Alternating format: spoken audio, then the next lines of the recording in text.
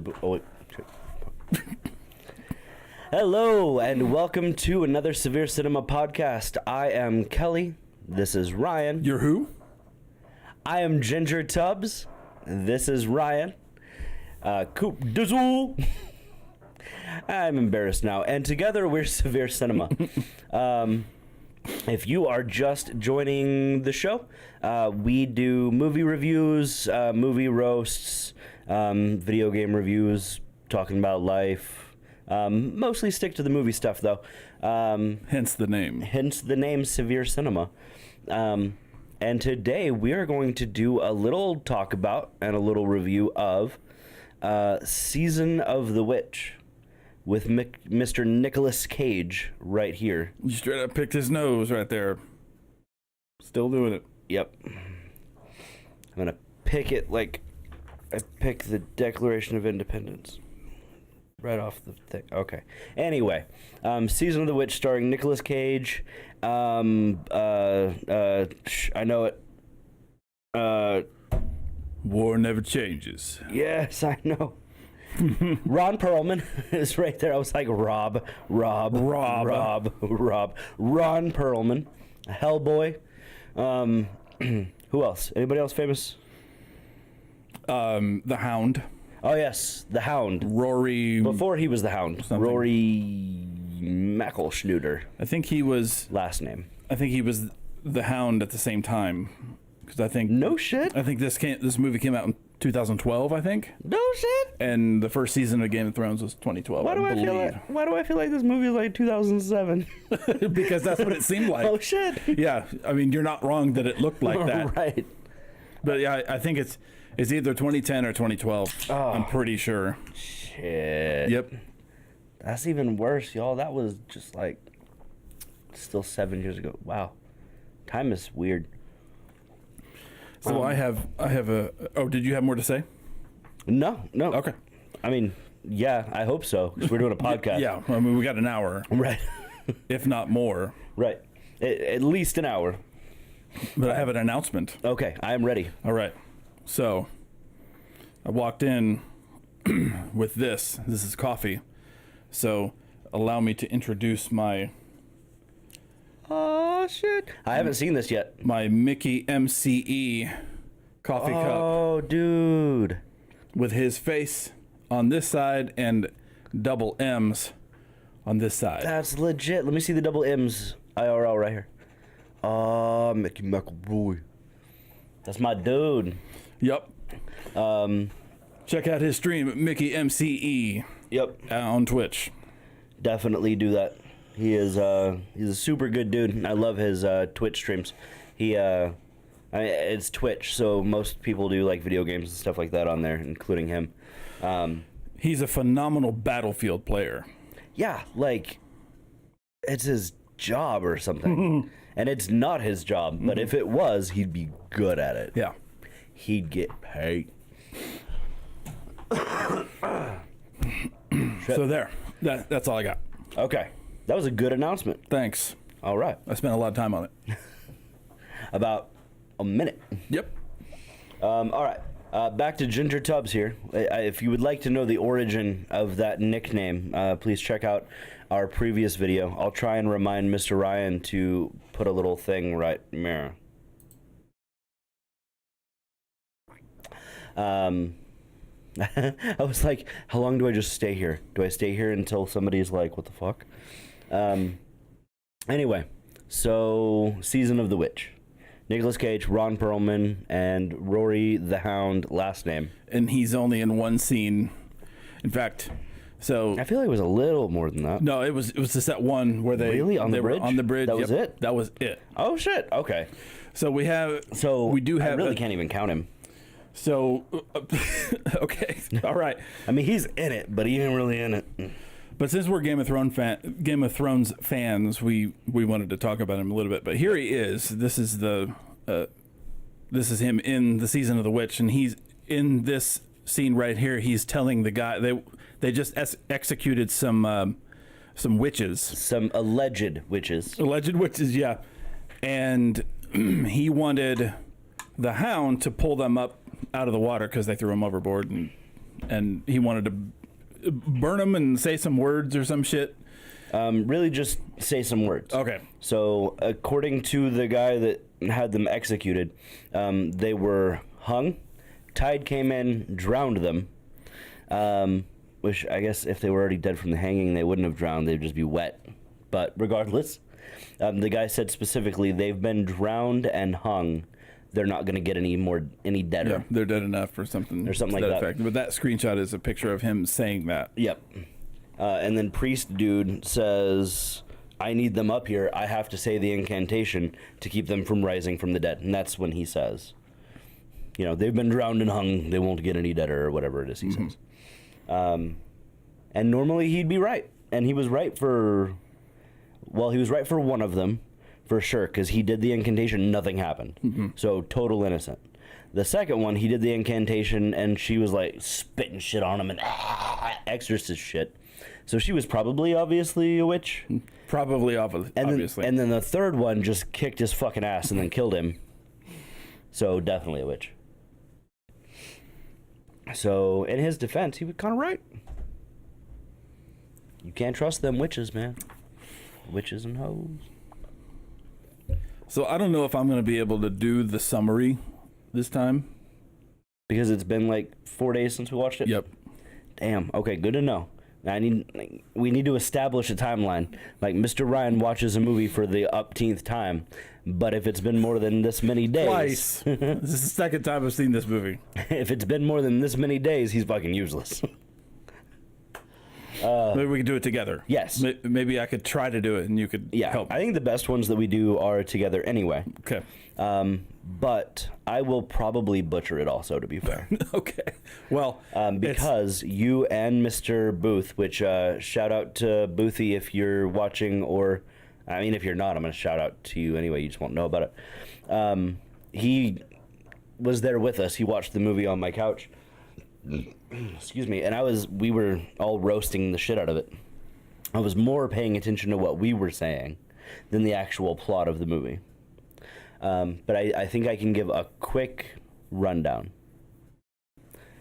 We need a name for this segment.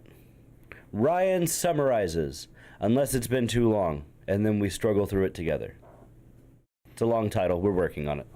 So you're starting, or am I starting? I'll start. Okay. Unless the beginning is the only part you know. The beginning is the part I know. Okay, then you start. Okay. One more. Okay. So Nicolas Cage and his friend Ron Perlman are crusaders, or at least I think they're crusaders because they're fighting Saracens. They're definitely crusaders. Ryan chokes like always. That should be the title of that segment. We could have you do that too. I could be like, and this is a segment we like to call Ryan Summer. I can do that. Yeah, I can make that work. Yeah, we might do that. Anyway, so they're crusaders. They're crusaders. They're fighting Saracens, and they have wagers on like who can get the most kills or whatever. Obviously on the honor system because there's nobody like with the pad and paper counting. Anyway, kind of Lord of the Rings like Gimli and Legolas style, but they were like established characters and it was funny in the moment. This was the first like 90 seconds of the movie and we're like, yeah, okay, Nick Cage, you kill 300 of those Saracens.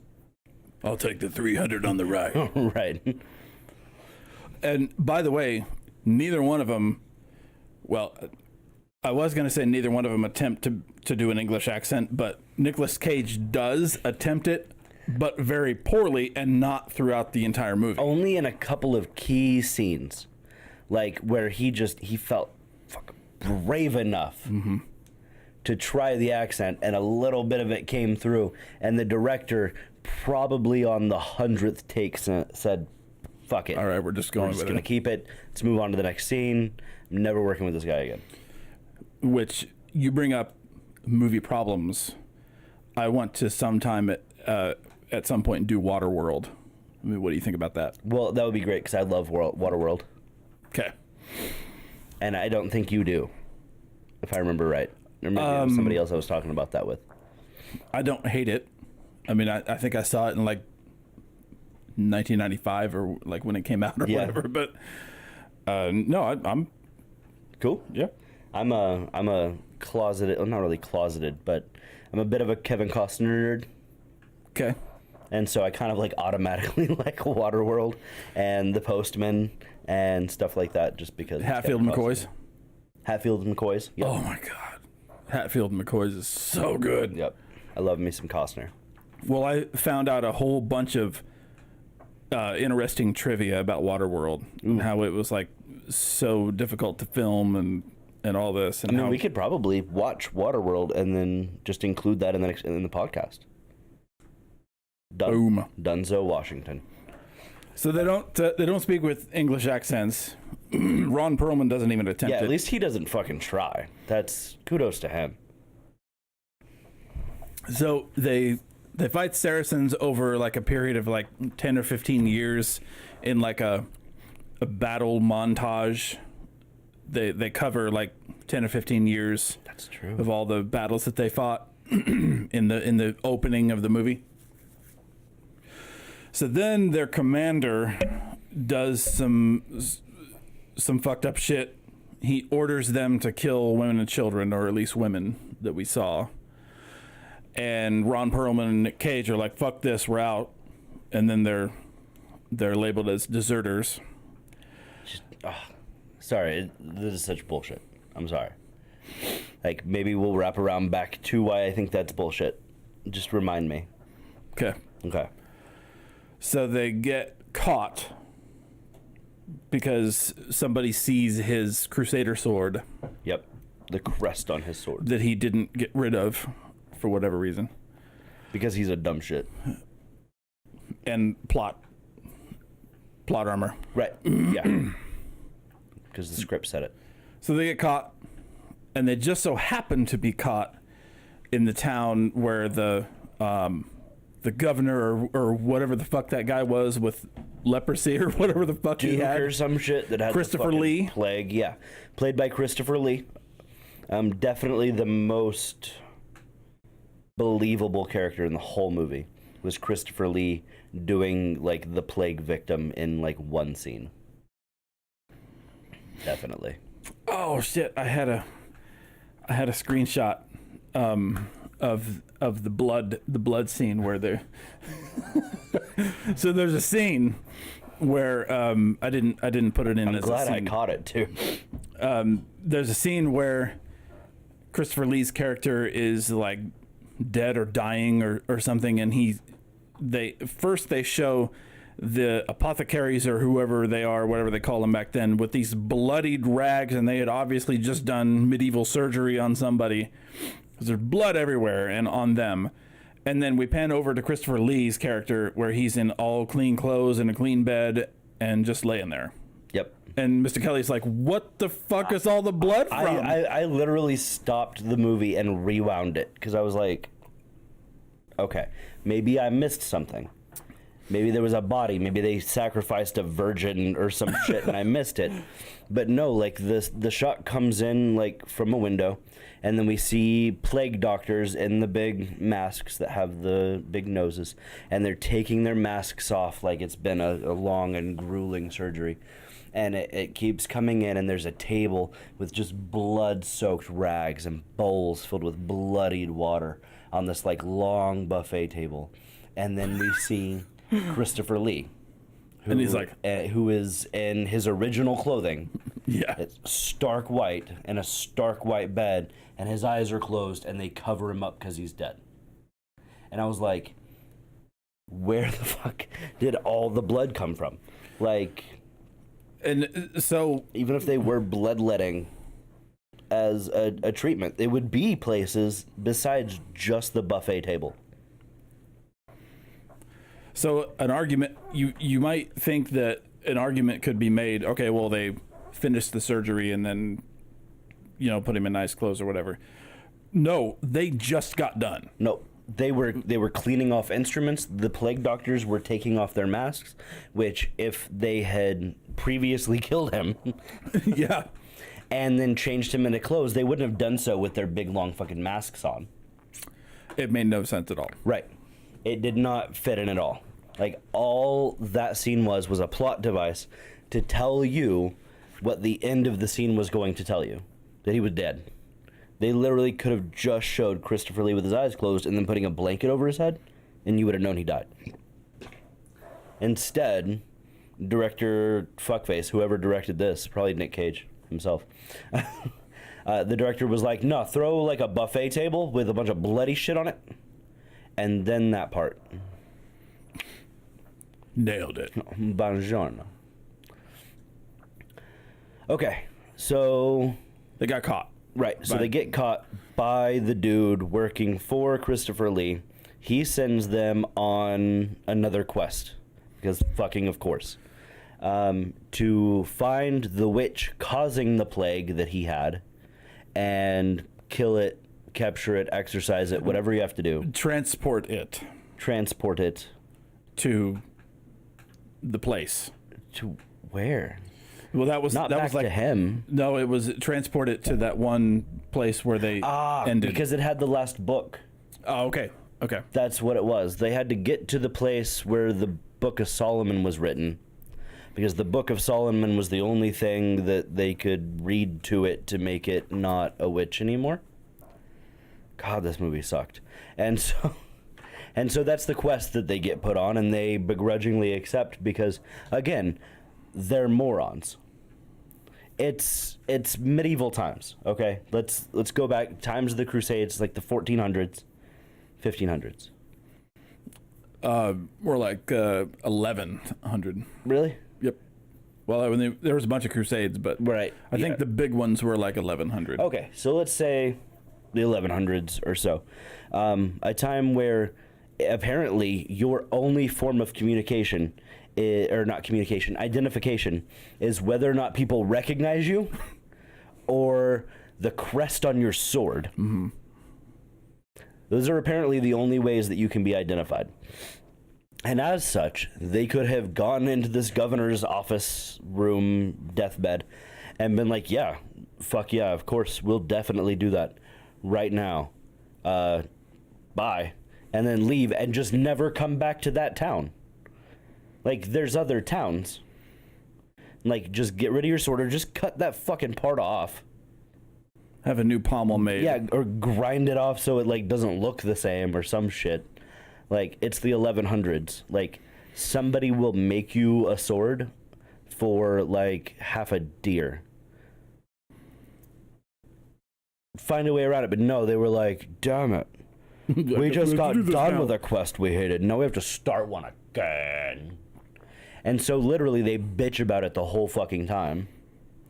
Because that's what we want to see in a movie about, like, wizards, witches, and crusaders. What we want to see is Ron Perlman and Nick Cage bitching. Well, it's a good thing they did. Right. Because they saved the world. I guess. So they bitch about it the whole time. And eventually they find the witch. I don't even remember where they found her. I just remember them having her at one point. Like, bitch showed up. I think that...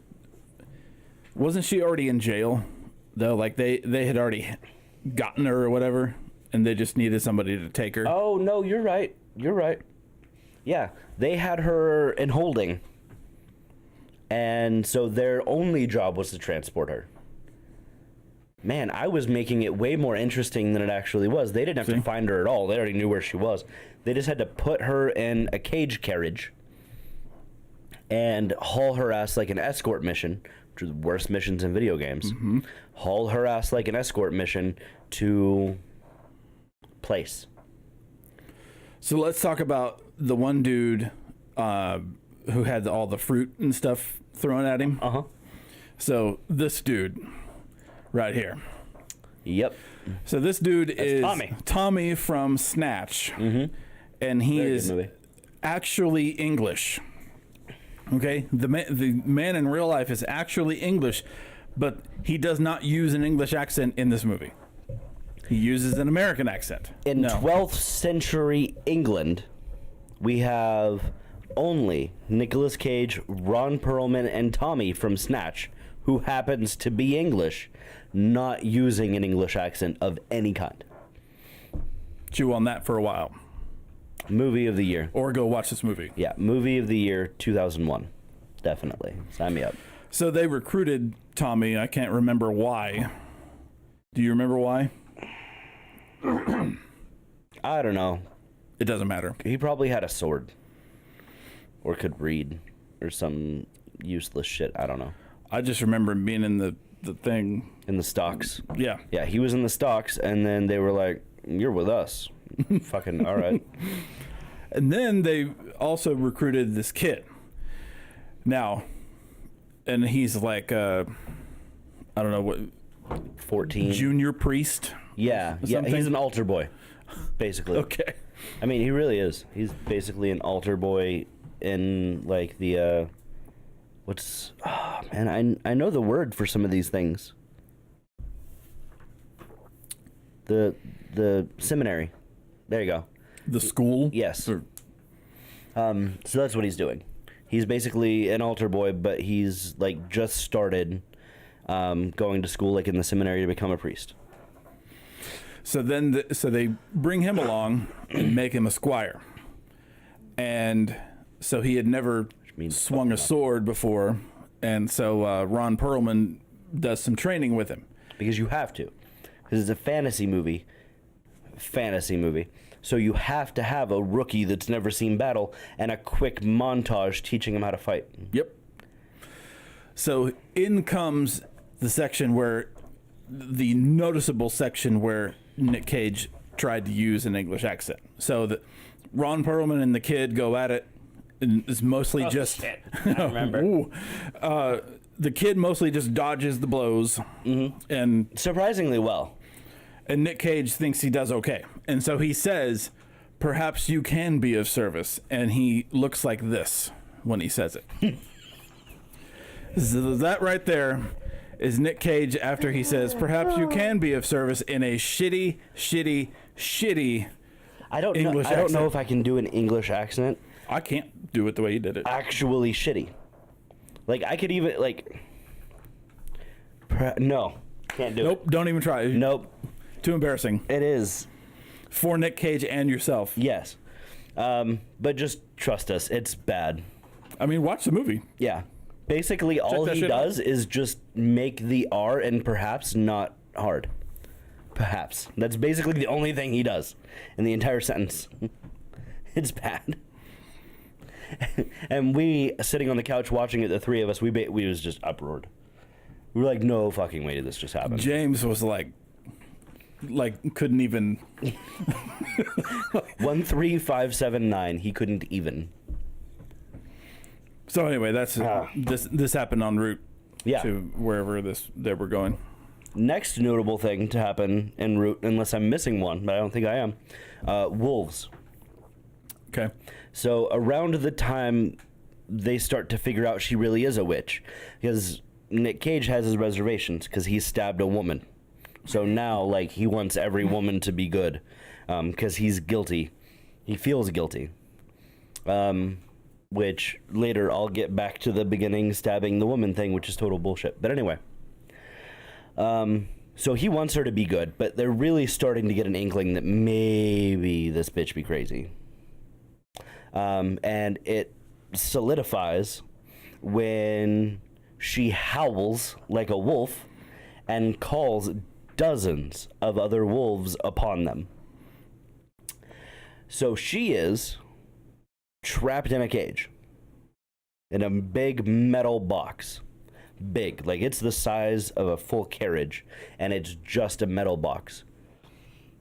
Excuse me. And she calls all these wolves, and so of course the first thing they have to do is be all super macho and chop a bunch of them in half as they lunge conveniently one at a time for them. But then they decide, oh shit, there's more coming. Let's go on a high-speed wagon ride to get away from them. Instead of everybody just having a hop, skip, and jump into the big metal fucking cage that's completely wolf-proof and just waiting it out a bit. Or stabbing them through the bars. But that would mean they have to be in there with the witch. Right, but they still all have swords. If she can do things to affect the outside of the cage, she could obviously kill them at a whim. So if she wanted him dead, is your point? Right. Okay. Which we find out later that she only wanted that one person dead. The one that ended up getting eaten by the wolves. So if she really was a witch, which she ended up being a demon, spoiler alert, she could have killed them all with a snap of her fingers at any time. So why not just have a bunch of dudes with swords standing there and like, all right, she twitched wrong. And she's dead. Easy peasy. But anyway, so they ride off through the countryside in a high-speed chariot race, or chase. Not race, that would be fun though. I would watch chariot race? Yeah. And a high-speed chariot wagon coach chase. One of the dudes, Tommy, right? Tommy gets eaten by the wolf. Mm-hmm. Tommy gets eaten by the wolves, and of course all the other wolves are no longer interested in the rest of the food barreling down the trail, so they give up. And then for me, it's a little blank until like the final scene. What about the bridge? The bridge scene. Oh, the rickety-ass bridge? Yep. Where Nick Cage's character, why is his name so hard to say? Probably because of the Nick Cage. I keep wanting to say Nick Cage. You can say Nick Cage. Nick Cage. His character is all ballsy, so they get to this rickety-ass bridge that's held together by floss and hopes and dreams. That's the only thing holding this thing together. Floss. And little boy, altar boy, says something along the lines of, "It looked much better the last time I saw it." And Ron Perlman goes, basically, "Fuck this. There's no way I'm going across that thing." And Nick Cage just leads his horse across it. Just do. And then orders them, because, he crossed the bridge first, you're the boss. Uh-huh. That's the rules. And orders them to unhitch the wagon and push it across and just everybody come on across. So dumb. So dumb. So yeah, there was the bridge. And I think the bridge, like any shitty movie of this caliber, the bridge led to the exact place they were trying to go. Like, I'm pretty sure after they got to the other side of the bridge, they were there. Am I right? If they weren't, then it was close. Then it was really close. I don't know if there was any events after that. I mean, before the end. It was like Shrek. Like Shrek and Donkey cross the bridge, and then boom, they're at the castle. Like, I don't remember. Fuck, I love Shrek. I don't. Well, that's fine. You're welcome to be wrong. It happens. Free ass country. It's a free ass country. So next thing I remember is they're there. They're at the place where a bunch of monks? I don't know. Catholicism didn't have monks. Scribes. Friars, whatever. A bunch of dudes were rewriting the Book of Solomon, making copies. Now, were any of them alive? At the time, no. When they got there? When they got there, they were very obviously dead and had been for a little while. No need to check for a pulse. They were rotten a bit. Mm-hmm.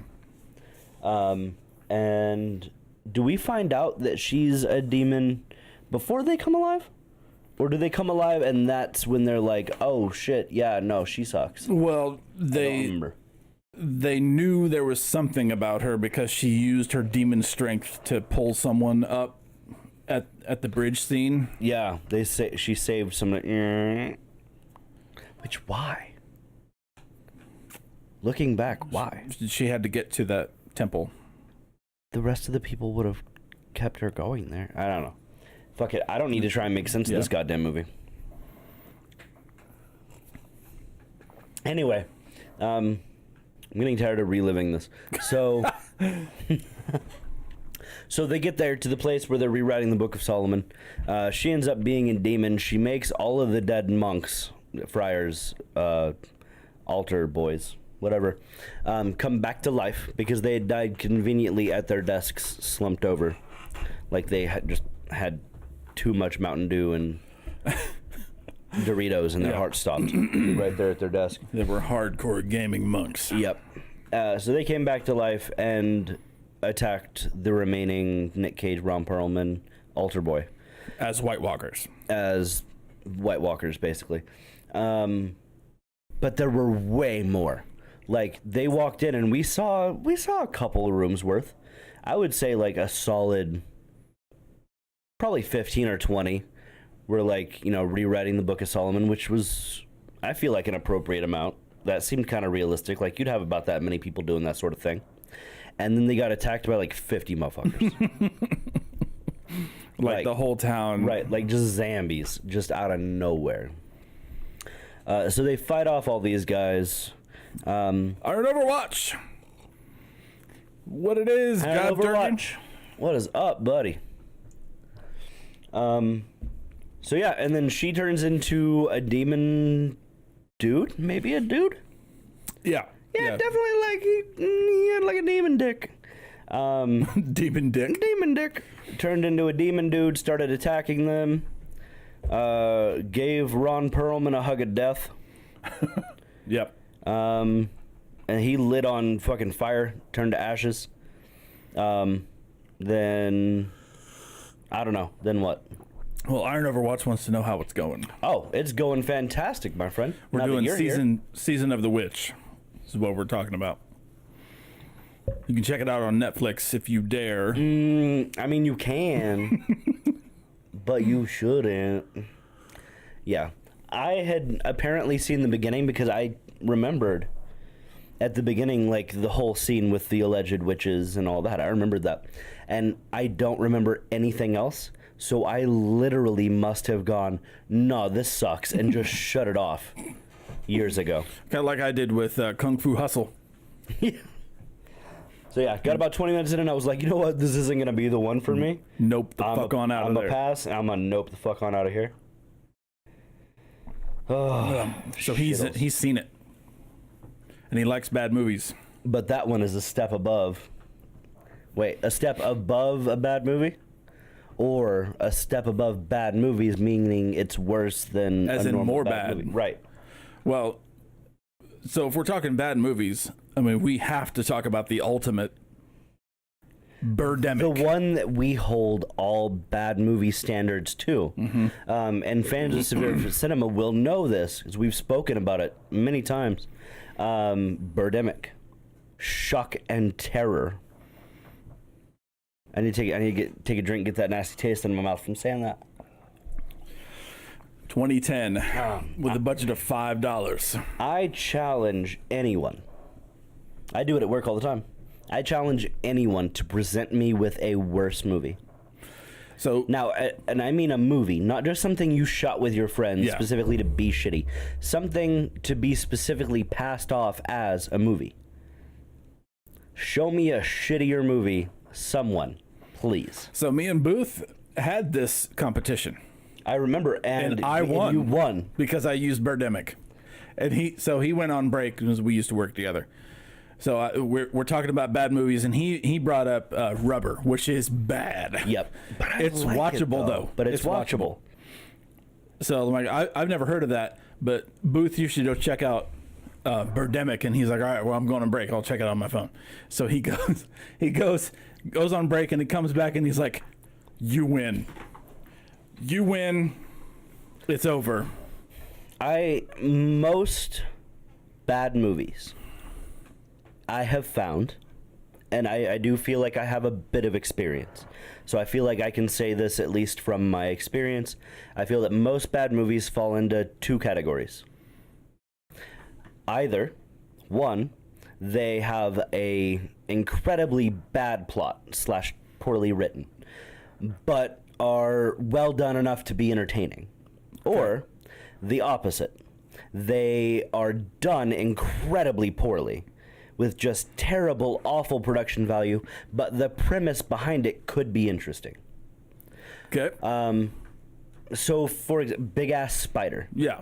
So, Big Ass Spider, just if I were to tell you the plot of it, you would be like, I don't know, maybe. maybe I would watch that. That sounds kind of interesting. Like there's a big ass spider, you know, and it crawling up building and it's terrorizing. You're like, oh, kind of like Godzilla but with a spider like that. Yeah, that could be kind of cool. And then you watch the movie and you're like, this is terrible. Birdemic is the only one that I've ever come across that was bad on both sides and couldn't be redeemed by argument. You can't say, okay, yeah, the production value in this little bit was bad, but that's an isolated incident. The rest of the movie is fine. And you can't say the plot, the reasoning, the writing, the acting, any of that portion of it was excusable. It was all bad in every conceivable way that it could be bad.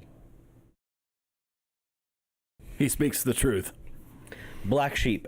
That immediately makes me think of Chris Farley. Is that the Black Sheep with Chris Farley? And David, what's his name? This is not that one. Not that one. Okay. What the fuck is his name? David. Mr. Noctron. It's going to come to me. Noctron. David, last name, blonde guy. Black Sheep, one with Chris Farley. Like Chris Farley's best friend in like every movie ever. Spade. David Spade. Thank you. I was like Spade or wait, that's wrong. It's like a sheep make them zombies kind of movie. Okay. All right. I'll check that out. Now remember, I've seen a movie called Zombievers and a movie called Zombies. And neither of them were as bad as Birdemic. Noctron, check out my Mickey MCE coffee cup. Mickey! Oh, look at my arm jiggle. Man, why can't I have muscles on the bottom of my arms too? You're like a lunch lady. Yeah. Like, I've got a decent-sized bicep, but I also have a decent-sized wiggle jiggle. Like, the fuck is up with that? Zombievers is a bit better than this. Like, I've never even seen Black Sheep, but I can automatically tell you it's a bit better than that because Zombievers has boobs. All right, Overwatch, go ahead and post that link. Oh, yeah, that would be great. Please, sir. Boom. Bro, he was going to do it anyway. Well, no, but... Like, he had that ready to go. I can put the link in the chat, and it's there. He had his finger on control. And hovering over V. Yep. That's my man. Shit biscuits. So temporarily, at least, back to Season of the Witch. So first, I want you to speak. So I want you to tell me your favorite part and your least favorite part. I think this will be like maybe a new segment, maybe. My favorite part. Because even in bad, terrible movies, you have to have a favorite part. I have a favorite part of Birdemic. So I think my favorite part was when Altar Boy was doing his little training with Ron Perlman because... Before Nick Cage opened his mouth. Yes. Okay. Because I like intense combat scenes, and there were... I feel like it did really well to show it... to show the viewer like impact and like the clanging of the metal together and the you know the movement and everything I thought was okay. So I agree. So that was my favorite part. I agree with that assessment. My least favorite part was the montage at the beginning. We have the same least favorite part. Of them speaking American kind of. About some bullshit. I'll take the 300 on the left, and you're buying, my friend. Oh, fuck. That was bad. That was almost my least favorite part. You ready for mine? Mm-hmm. So, my favorite part was the scene with Christopher Lee, where he's alive, not the part with the bloody rags and the buffet of blood. Oh, where he's talking and he's where he's talking, his lip is furled up. He's obviously a leper, or he has the witch plague or whatever. The witch plague. And he's telling them about the quest he's going to send them on. He convinces Nick Cage to do it. That is the only time in the entire movie that I was somewhat immersed. Like I was concentrating. I really wanted to hear what Christopher Lee had to say. And it probably had a lot to do with the fact that it was Christopher Lee. But I was like, okay, yeah. Oh, it's Nick Cage again. Fuck. And then, yeah. So favorite part, hands down, was the leper scene with Christopher Lee. Least favorite part was what I told you to remind me earlier to get back to, but I've reminded myself. So Birdemic looks to me like a fan film. LOL, that's pretty awful. Probably going to watch it. So it's not a fan film. yeah. It is its own thing. And there's a second one. And there's a second one. The director tried to do a GoFundMe for a third. It made $20. Everybody was like, fuck that. The dude takes himself very seriously. He released this expecting it to do very well. It's like knowing your enemy. Like, I've done lots of research and read articles on this terrible movie because I'm so intrigued by how such a terrible movie comes to be. It's like the Dunning-Kruger effect. Yeah. Like, Nguyen is his last name. He's a Vietnamese dude. I that's the only part of it I remember. I don't remember his first name. I just remember Nguyen. But, like, the Dunning-Kruger effect is like when someone thinks they're awesome at something, but they're really awful at it. He's experiencing that. Like a lot of people who sing in cars. Yeah. Like, don't get me wrong. You can also sing in a car to a song knowing that you're not that great and still enjoy yourself, and I'm not going to judge you. I'm going to judge the people that sing poorly in a car to the radio and think they're the shit. That's the Dunning-Kruger effect, and that's kind of what Mr. Nguyen has with Birdemic. But back to my least favorite part of Season of the Witch. So, back up a little bit. We see a montage at the beginning, a battle montage of 15 or 20 years of straight battle. I mean, this is the Crusades. This is one of the bloodiest times in human history. We're talking mass murders across a continent. What essentially ended up being for the Empire, but in the name of God. These dudes are murdering people left and right for like 15 solid years. And one, you're telling me that not one time ever in any of these towns or battlefields did somebody innocent get killed? Not one time? Like, this is war. Ron Perlman, you know it never changes. You're telling me nobody innocent has died on your watch in 15 years of solid bloody war? And two, you're telling me that two crusaders who are basically military lifers who have been paid by God to murder people for a living for the better part of 2 decades have a moral compass enough that when one of them accidentally gut stabs a woman, he decides to say fuck you to God and everything he's ever known? Nah. Thank you for the follow. Thank you. Appreciate you. Yeah, that's... Now, a lot of it was obviously unrealistic. I mean, it's Season of the Witch. There was a fucking witch and a witch plague and plague doctors that make blood come out of nowhere. And I get that it's a fantasy movie and there's a lot of things to be unrealistic about it. But that part really stuck out to me like, really? Really? This is what's going to set the course of events of this movie off, is that a battle-hardened crusader accidentally poked the wrong person? Nah. It should have been like, I don't know what it should have been. Should have been like Kratos, like had his family murdered or some shit. Nobody take that out of context. Like, if you're just joining us, we're talking about the movie. I don't think somebody's family should be murdered, except for maybe the director of Birdemic. Sorry, I had to. For shock and terror value. Oh, shit. Okay, so that was my favorite and least favorite part. So Iron Overwatch says he's probably going to watch Birdemic, so maybe we should tell him about when we watched it.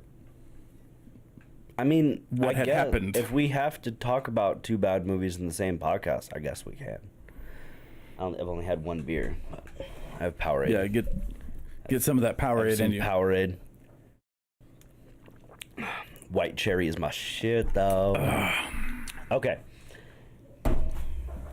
Look, just So, like, we joke around a lot on this podcast, specifically about Birdemic. I only want to watch it so I can say I've seen the worst movie ever made. Okay, well, you're going to be able to. We joke around about it a lot. We make bets with friends to show us worst movies. We bring it up to you, and we're talking to you about it, Iron Overwatch. But until you see it, you don't get it. It's like those assholes that are like, you don't understand what it's like because you don't have kids. It's like that, but with a shitty movie. Ryan and I watched it. All the way through. All the way through. Even though neither of us wanted to. But what was the reason we did? Because we thought the other one wanted to.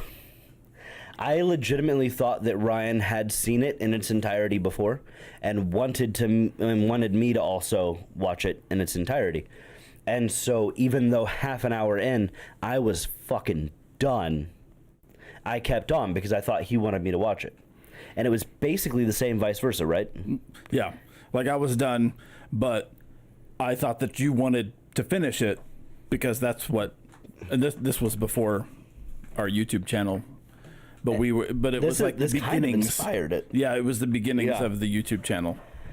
But we agreed that we would never watch it again and we would never do a podcast like straight on it, but we kind of ended up doing so anyway. But we did never watch it again, and I won't.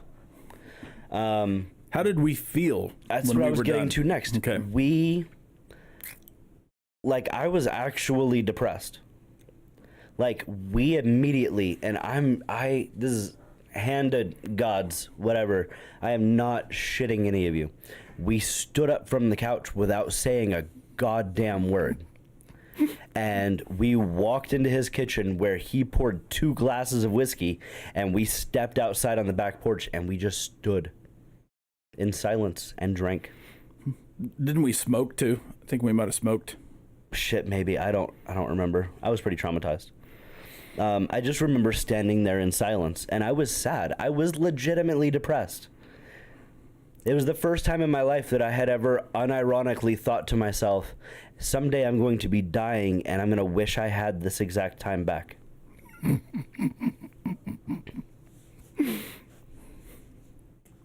Fuck. Yeah, I was legitimately shook for a couple of days after. Like, I didn't watch any movies. I don't think I watched TV. I probably read a book, hugged my kids. I think you only had one kid back then. I hugged my kid and my wife. Called up my loved ones, wrote a letter to Grandma.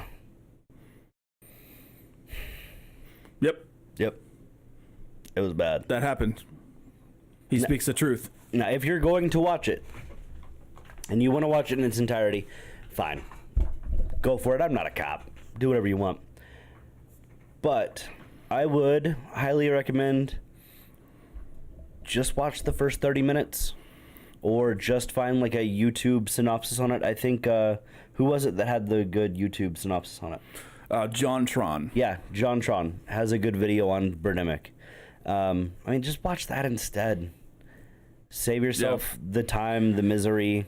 Actually, you know what? And you can still say that you've seen it. That's actually a really good idea. I strongly urge you to only watch John Tron's review of it. 30 minutes of a bad movie, of a really bad movie, is fine. You just watch 30 minutes and you laugh about it with your friends later and it's fine. An hour and a half later, you're not going to be happy anymore. You're drained. Yep. I've seen Reefer Madness. And while it is really, really bad, I would definitely agree that it is super duper bad. It's not as bad as Birdemic. Reefer? Yeah. Or reefer? No, Reefer. As in like the truck trailer? No, like R-E, well, yes, but R-E-E-F-E-R, like marijuana. Like okay. Reefer. Okay. Reefer Madness. I was thinking the refrigerated. It was made basically, if I remember right, it was basically made as like a PSA to scare people away from smoking pot. Okay. So it was basically like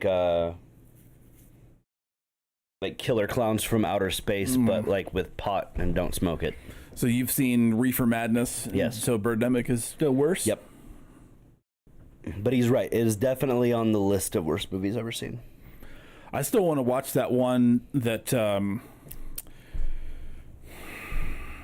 Who's the blonde dude who works with you? Dakota? Yeah.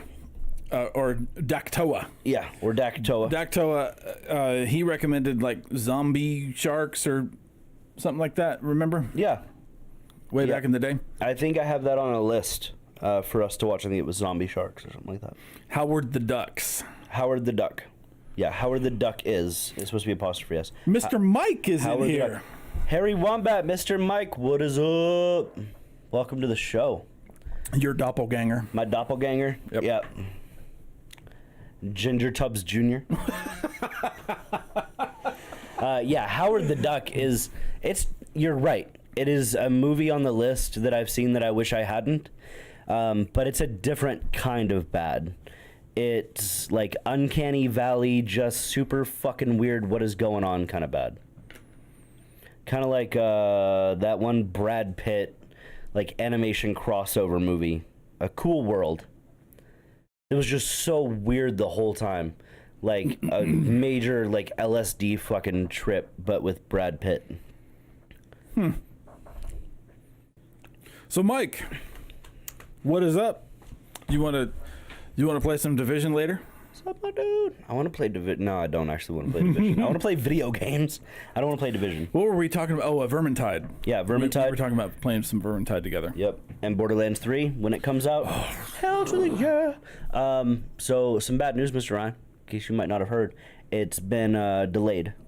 Oh, I ain't worried about it. But they listed very specific reasons for the delay, and they all center around making it a better game, not like stupid shit or money or adding microtransactions or anything stupid like that.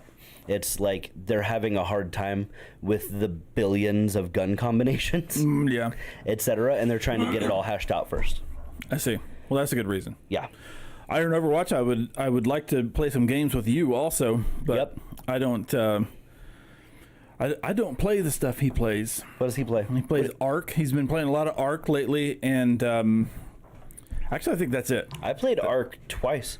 I liked it both times, but I couldn't stay in it. Maybe it was because Sean was still living with me. Sean played Ark religiously, and maybe I remember that. Seeing how far he'd gotten and seeing where I started. Yeah, you still I was got like, wooden spear. yeah. I was like, I'm gonna play some Rocket League or some GTA with Mr. Ryan or something. He was playing Outward for a while, which I was kind of half interested in that because it was kind of more my thing. But Ark, I mean, I own Ark. I think everybody owns Ark. Yeah, probably. And I think there's like 50 people that really play it. He has 300 plus games on Xbox and about 75 on PC. I have about 50 on PC, and like 6 on Xbox, but I don't have Xbox Live, so there's like single player games. So Mike just got to work. He's watching us. Mike, I heard that you have like some sort of projector up there at work. You got us up on the projector right now? If that'd be so, cool. And there are other people, what's up? If How y'all not, doing? then I shout it out to nobody, and I'm okay with that. Except these other fine people. I meant nobody knew. These guys were here already. Oh, are we measuring dicks on number of games in Steam? oh shit! I think we are. 387. Yep. So Noctron's got you beat by a little bit, if his estimate of 400 is true. He says, I believe. Yeah, I've got about 50, and most of them were from Humble Bundles. Definitely most of them I haven't played, which I know that's the case for just about everybody on Steam.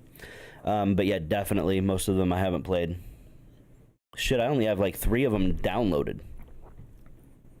We're not on the projector. Oh. Shout out to nobody. Shout out to nobody except the people that were already here. You should check out Humble Bumble. Yeah, check out the Dumble Bumblebee. It's good. I stay subscribed to it. That way, if they ever put out a bundle that I just can't live without, then I can give a good donation and get some good games. But I don't get nearly as many bundles as I used to. It was a bit of a money sink and I have self-control, which a lot of people don't. So I'm able to not buy a bundle just because it's presented to me. You know, when it comes to candy, I don't have any self-control. You don't. Didn't you buy 5 boxes of wine gums and then eat 4 of them before I got over here? Not boxes, but packages. Yes, like they came like in packages. Yep. So yeah, he had 5 packages of wine gums that we were supposed to eat together on like shows and shit. And then I show up and he's like, hidden inside there, that jumbled mess somewhere, is your pack of wine gums. I ate the other 4. Like, it really okay. happened. You have self-control issues with a lot of stuff. Mm-hmm. But that's okay. I know if I want whiskey to not leave it here. Generally, if I do leave it here, Mr. Ryan will drink it. He will usually replace the bottle, which is totally You fine. say usually, have I not? Well, no, you do. Okay, It was okay. just a turn of phrase. Okay. No, he replaces the bottle after he drinks the one I leave. But if I know I'm going to want a glass tomorrow, I need to take it home or I won't have any more whiskey until the next time I see him.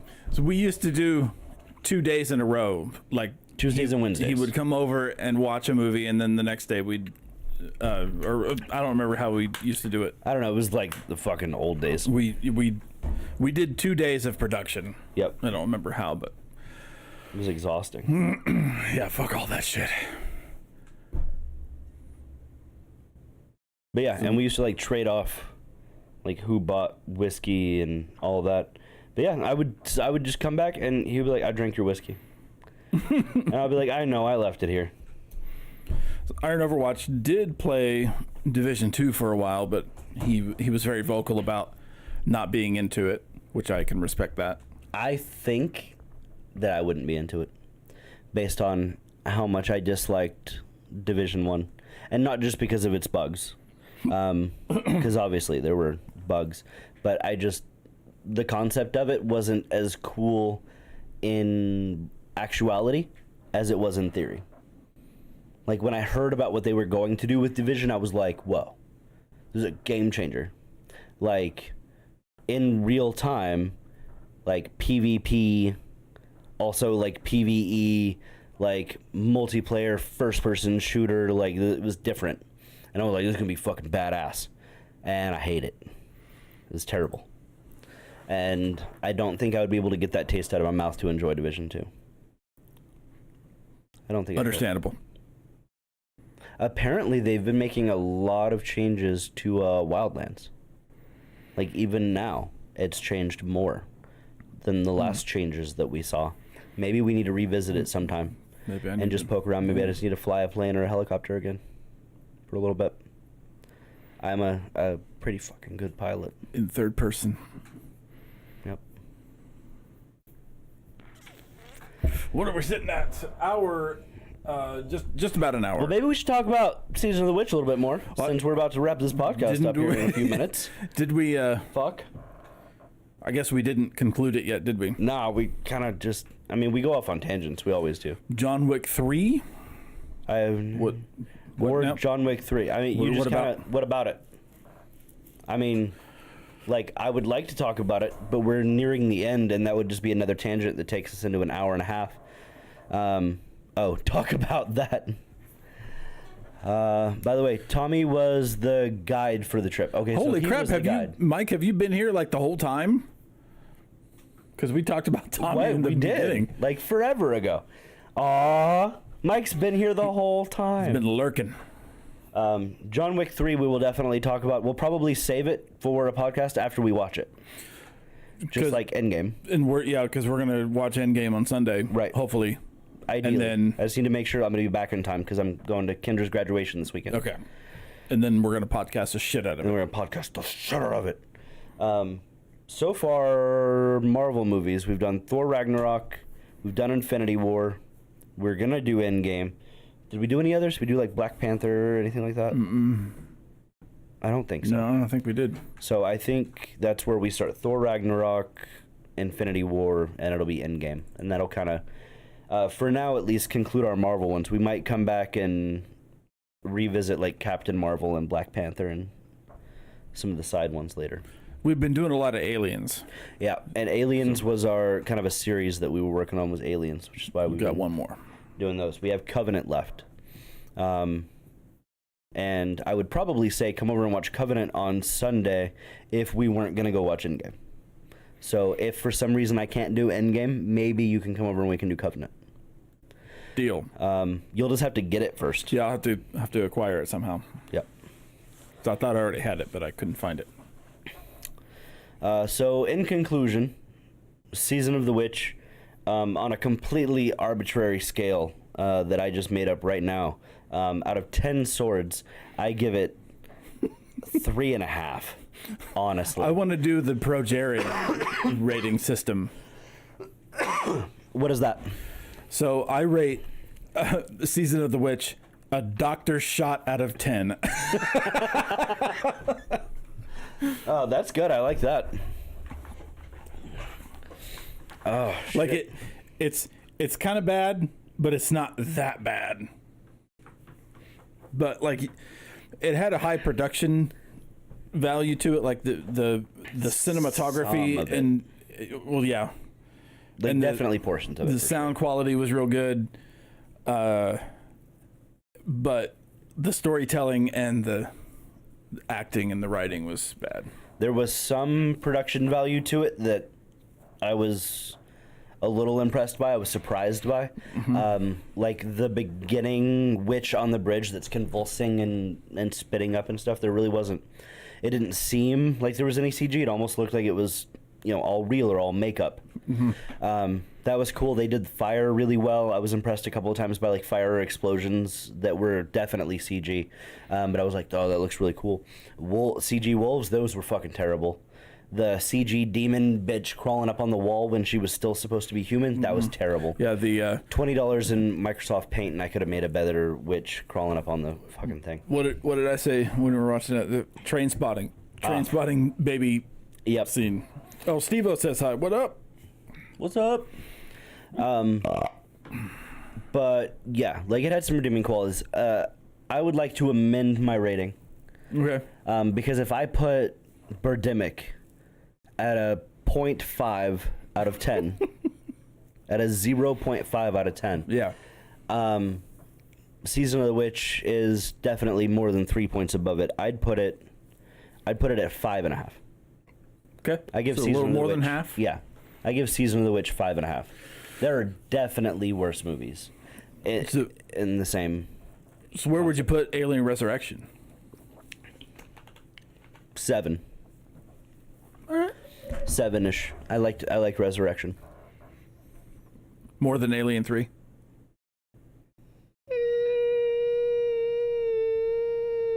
No. I liked 3 more. Damn. Yeah. All right. Maybe like 7 and then 7.25. They're pretty tied. I liked both of them really equally. Did the decimals. Yeah. Now we're getting into the decimals. Well, Mike and Steve-O, thanks for stopping by. Noctron, thanks for stopping by. Iron Overwatch is already gone, but thanks for stopping by anyway. We appreciate you. Anybody else watching this and lurking, you haven't said hi. Hi to you, my friends. If you're watching this on the YouTube channel, Severe Cinema, thank you. We love having you. Make sure you check us out on patreon.com/Severe Cinema, twitter.com/Severe Cinema, Facebook @Severe Cinema, and I think that's fucking it. For now. For now. Thanks again, and as always, we'll see you next time.